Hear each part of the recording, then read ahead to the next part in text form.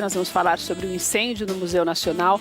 Museu este que estava entre os maiores museus da história natural e de antropologia das Américas. Um lugar que já serviu de residência à família real portuguesa entre 1808 até 1821. Abrigou a família imperial brasileira também de 822 até 1889. Sediou a primeira Assembleia Constituinte Republicana de 1889 a 91, antes de ser destinado ao uso de museu. Em 1892, o edifício foi tombado pelo Instituto de Patrimônio Histórico e Artístico Nacional, que é o IPAM, desde 1938. Esse museu, só para você, estou contando para você um pouquinho da história, para você entender por que é tão importante, porque esse incêndio coloca o Brasil numa situação muito negativa lá fora, pela falta de cuidado. É um museu que foi fundado pelo Dom João VI, em junho de 1818. Antes era denominado Museu Real. O museu foi inicialmente instalado no Campo de Santana, reunindo acervo, olha só, um acervo antigo, legado assim, antigo, mais a Casa da História Natural, mais popularmente chamada de Casa dos Pássaros, e criada em 1784 pelo vice-rei Dom Luís de Vasconcelos. Olha o tempo. E além disso, tem muitas coleções lá de mineralogia, zoologia. O museu visava atender aos interesses de promoção do progresso socioeconômico do país, já naquela época, através de uma difusão da educação, da cultura, da ciência, isso tudo no século XIX.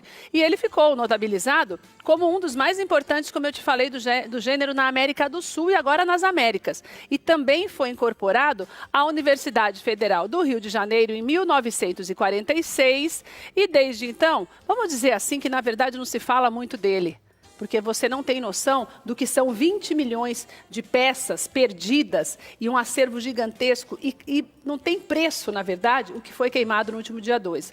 Por que eu convidei essas pessoas que estão aqui com a gente hoje para falar sobre isso? Estou recebendo o Sidney, ou melhor, desculpa, o Ricardo Macau, que é um cientista político, que entende desse assunto também. Nós vamos falar um pouquinho de verbas, vamos falar um pouquinho da importância desse museu.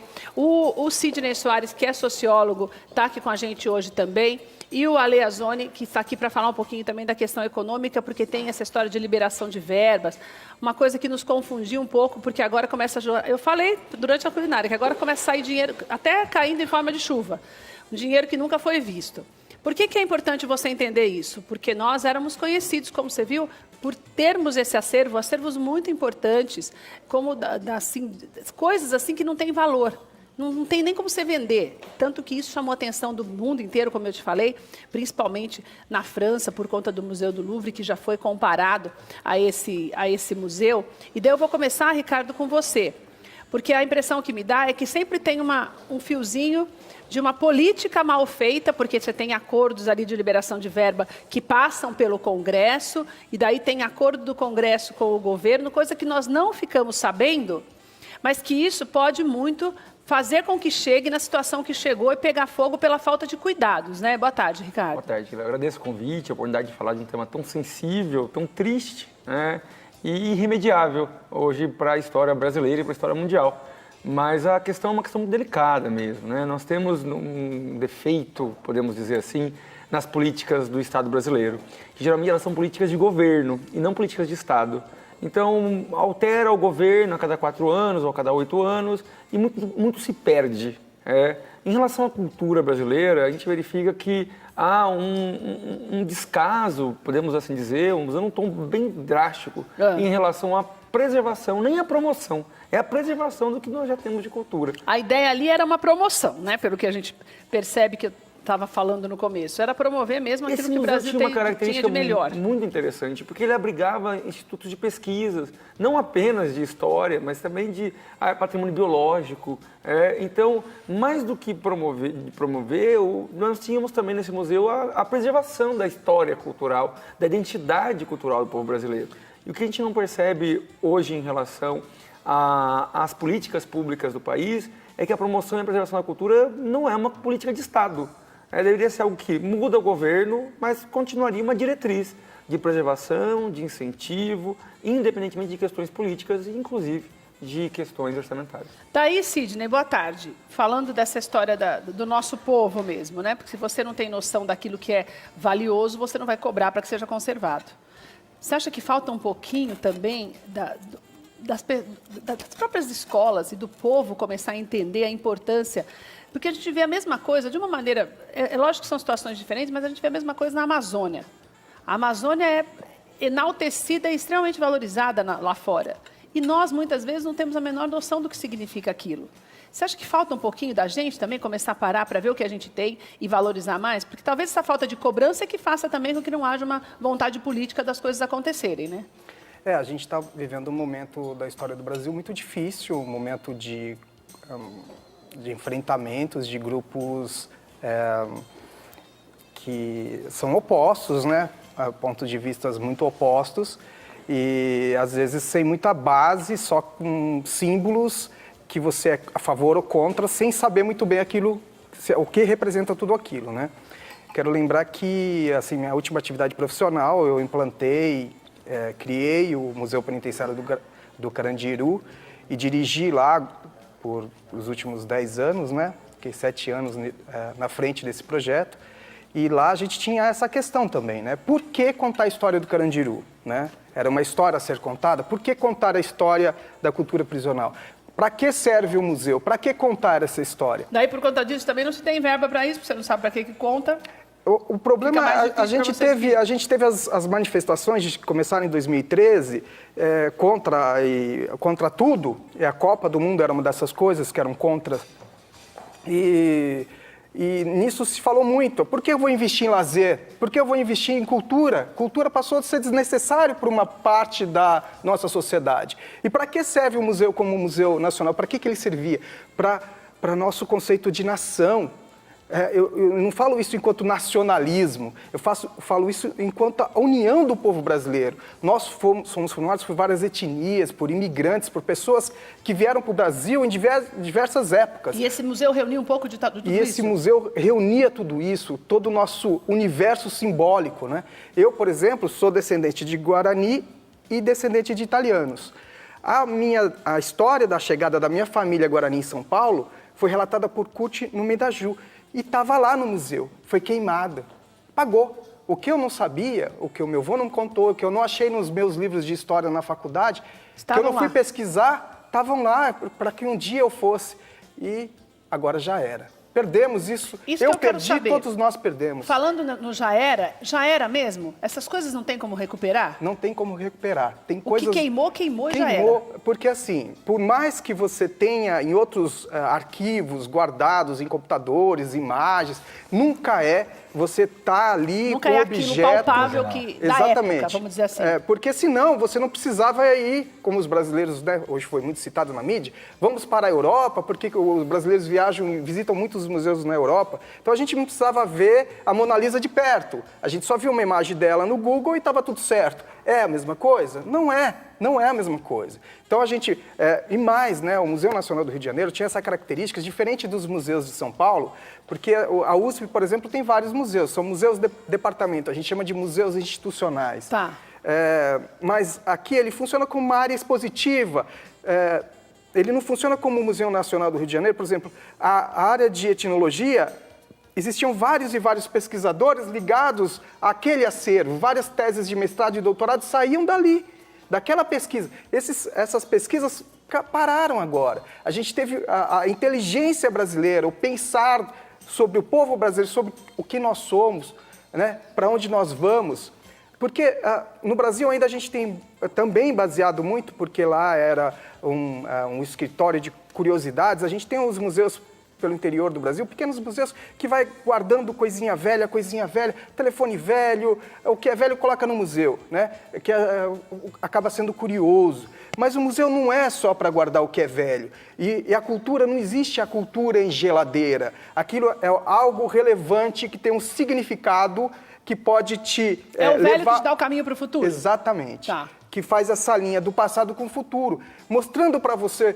Assim, né? Para mim, para minha família, é importante eu dizer, Darcy Ribeiro dizia que brasileiro é não ser. Eu não sou índio e eu não sou italiano, eu sou brasileiro. mas eu tenho parte da minha família que veio da Itália e parte da minha família que vem de uma migração guarani.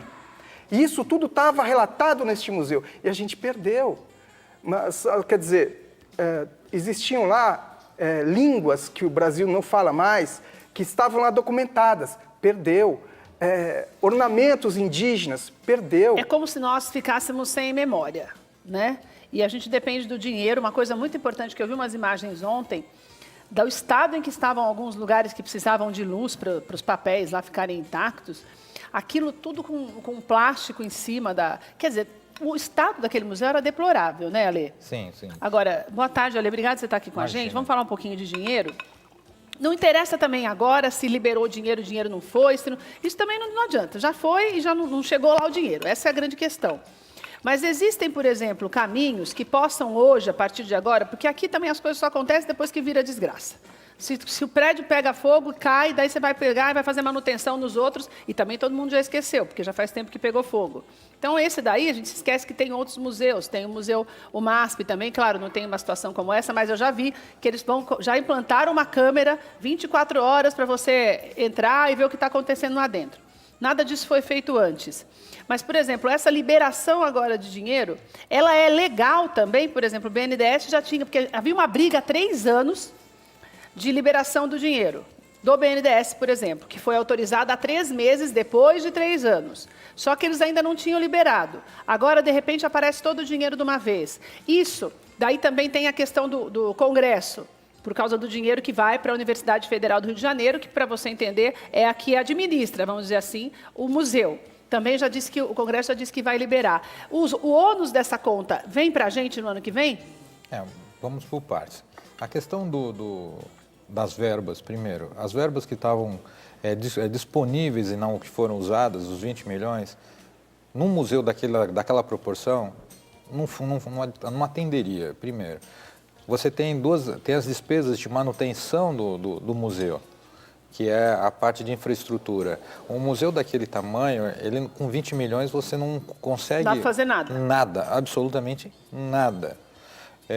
Colocar os temas de controles de incêndio, eu vi várias falhas ali, por exemplo, na questão do controle dos produtos de conservação, que seriam materiais altamente inflamáveis juntos dentro das áreas do museu, sendo que existe uma fiscalização que obriga que esses equipamentos estejam fora. Mas agora eles falaram que vai ter o dinheiro para fazer tudo.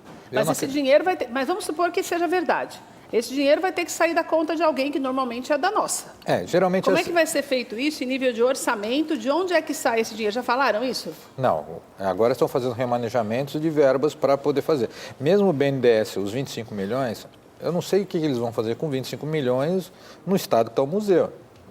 Eles vão começar, na verdade, né? Alguma coisa... Mas o começar Sidney? Acho que dentro daquilo que foi falado... É uma questão do começar para não terminar, como foi colocado. Não adianta fazer um projeto para se fazer, agora nós vamos fazer uma questão para a estrutura não cair. Aí faz isso. E qual que é o procedimento posterior? O museu se perdeu, como foi, uma parte da história.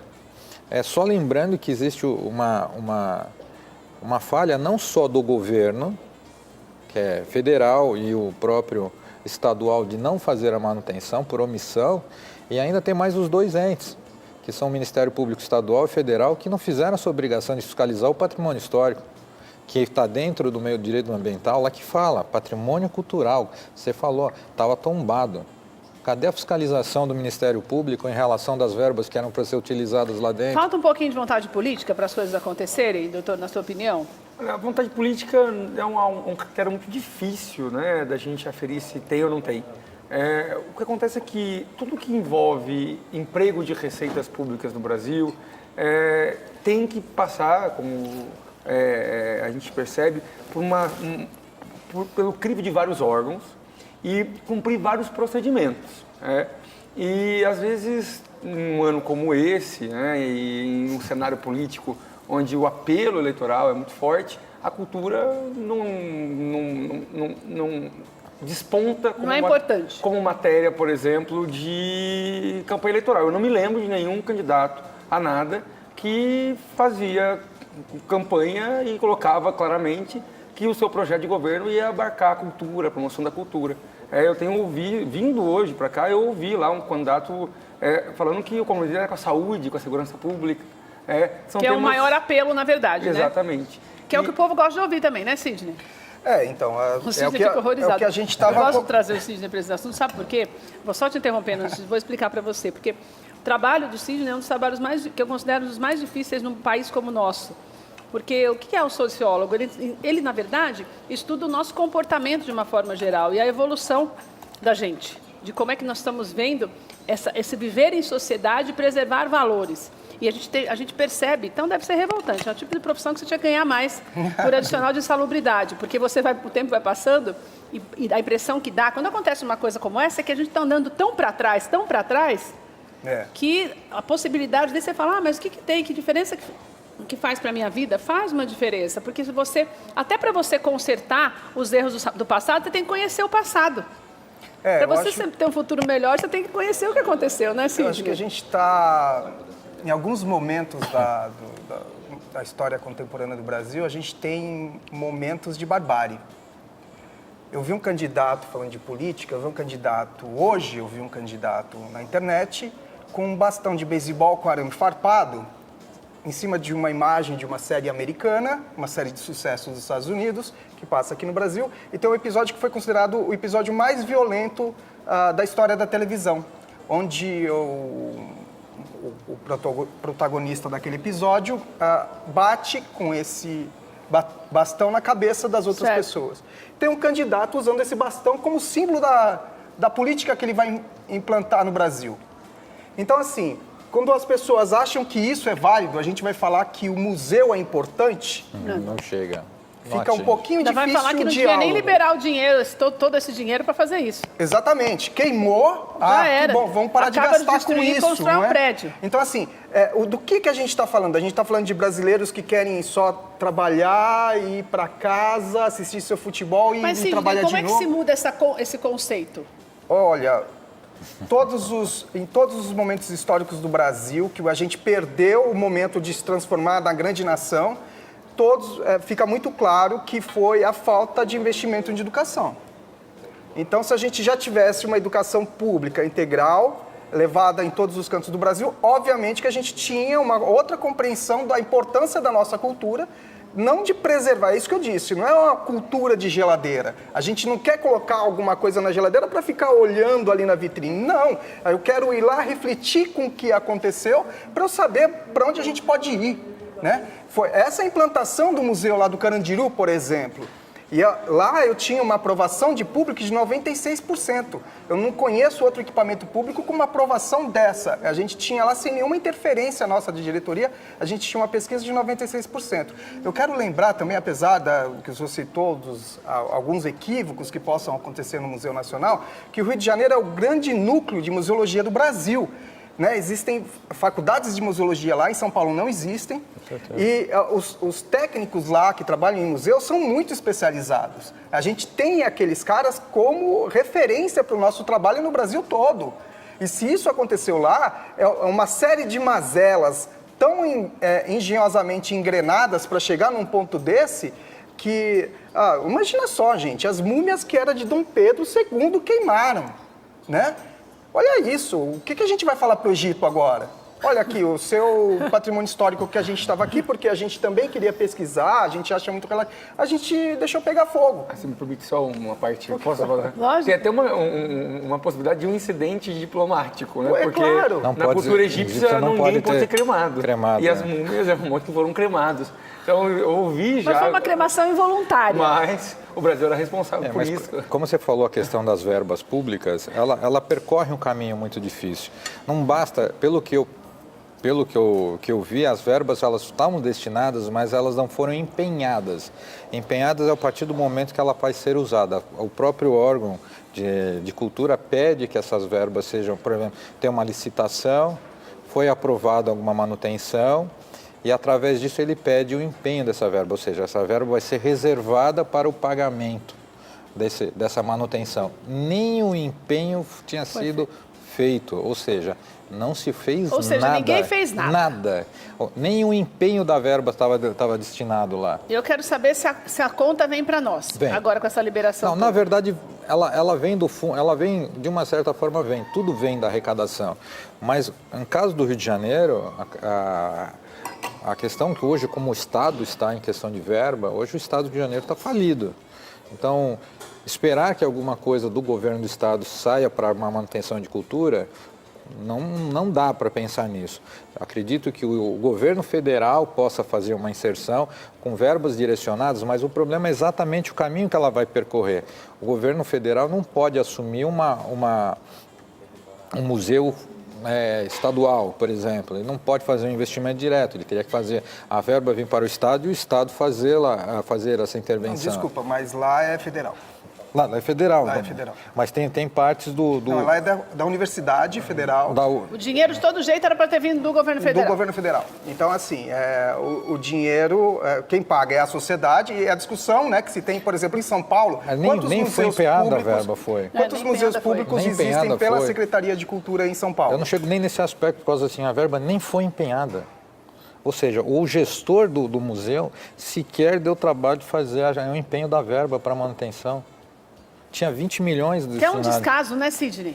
Pelo que eu sei, estava tudo engatilhado para acontecer. Mas né? nem Faz empenho. muito tempo que não tinham esse investimento, mas estava engatilhado para acontecer agora. E foi liberado só 3 meses e só. É impressionante. Mas o dinheiro foi liberado há 3 meses só. Mas o empenho... E deve ser tão burocrático quando libera também, que para eles poderem distribuir isso, para começar a fazer, pegar o dinheiro na mão, deve ser... eu acredito que a verba de 20 milhões não vai se fazer nada ali. Até para pôr um sistema de contra-incêndio. O que eu acho estranho, assim, é que provavelmente eles tinham um guarda patrimonial noturno e eles deviam estar lá, e assim, que o incêndio deve ter começado com uma proporção tão grande que não foi possível pagar com extintor, com as coisas que eles tinham lá. Parece que as águas, os canos fora não estavam funcionando, mas tinha extintor e não conseguiram apagar. Em relação à verba, em São Paulo se usou uma outra condição, né? Na Secretaria de Cultura do Governo do Estado de São Paulo, quantos museus públicos existem? Existem alguns no interior, mas os grandes museus de São Paulo foram para a OS. Certo. Então, são as organizações sociais que cuidam dos museus. E em São Paulo a gente tem uma outra categoria, que é esse museu espetáculo, esse museu show. Então, a gente tem um museu... Quando a gente queima o Museu da Língua Portuguesa, como aconteceu aqui, é diferente de queimar o Museu Nacional. Porque o Museu Nacional tinha um acervo enorme, material ali. E o Museu da Língua Portuguesa, a gente usava muito de multimídia, de formas de apresentação. É uma outra coisa, né? A gente a gente perde o prédio, como aconteceu na Estação da Luz, ou como aconteceu lá no Rio de Janeiro, mas o acervo é irrecuperável no Rio de Janeiro. E o gasto público, então, assim, em São Paulo, escolheu você passar por um ente, uma organização da sociedade para gerenciar esses museus. Os museus são bem avaliados, mas é uma outra forma de você passar o dinheiro público. Você passa a verificar como que está o trabalho desse ente conveniado. Entendi. E você não está administrando diretamente. Lá era uma administração direta pela universidade. Então, assim, os departamentos da universidade usavam o museu como sua parte direta. Em São Paulo isso a gente não faz. A gente não tem, os museus de São Paulo têm sua área expositiva, os ligados à USP, mas menos como uma área de pesquisa e mais só como uma área educativa para a população. Olha, eu quero agradecer a participação dos nossos convidados hoje. A gente não tem mais tempo, mas com certeza vamos voltar a falar sobre isso mais para frente, porque a gente acaba acostumado também a esquecer tudo muito distante da gente. E eu quero só falar uma coisa para você, porque a Bispa Fê está chegando com a melhor notícia do dia, eu quero que você preste atenção também no que ela vai te dizer. Mas você sabe, o grande problema da gente é que a gente não tem memória, mas é a gente mesmo. Quantas coisas nós passamos que a gente procura esquecer, e daí por conta disso, sabe o que acontece? Você pega e você deixa de lado coisas que são muito importantes. Por exemplo, eu me lembrei, enquanto eles estavam falando, da história de Moisés. Moisés, ele não podia ter nascido, porque naquela época, como o povo judeu era um povo forte, o faraó mandou matar tudo que era menino que nascesse. O que a mãe dele fez? Colocou ele ali no cesto, perto do rio, no lugar que ele sabia que a filha de faraó ia lá tomar banho. Obviamente, ela não podia ter filhos, e tudo isso a mãe dele sabia. O que aconteceu? ela pegou esse menino e criou. A mãe dele mesmo, Deus de uma maneira sobrenatural, a mãe dele que amamentou. Ele cresceu na casa do rei. Só que ele sabia de onde ele tinha vindo. Você não pode se esquecer de onde você veio. O nosso país também se esquece de onde nós viemos.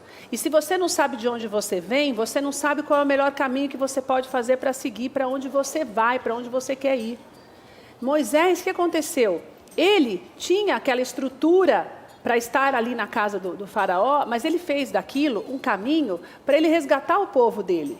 Essa memória do Museu Nacional é a mesma coisa. É um caminho que nos leva a patamares maiores, mais elevados, porque éramos muito bem conceituados no mundo inteiro, e isso poderia ser um caminho para que nós entendêssemos o que se passou, como nós fomos colonizados, para que nós tivéssemos um futuro melhor. O que acontece é que foi apagada uma parte da história. E foi apagada porque a gente deixa. Porque talvez você nunca tenha ouvido falar do Museu Nacional antes, porque as escolas também deixam de ensinar a importância disso, porque os profissionais que entendem, muitas vezes não têm... No caso ali, quanta gente inteligentíssima reunida no mesmo lugar, vendo tudo cair, não tinha o que fazer. Então, você precisa entender que você precisa lutar pelas coisas que realmente são importantes, pelas quais você passou.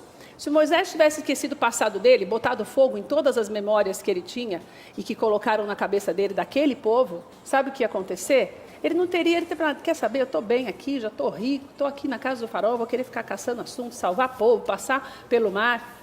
Então isso, sabe o que é? Falta de consciência quando você deixa as coisas irem se esvaindo, sabe, de uma maneira absurda, porque você não caminha.